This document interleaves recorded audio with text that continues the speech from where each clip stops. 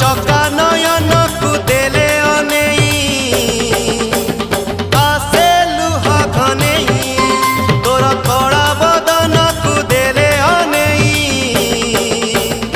आसे लुहा घनेई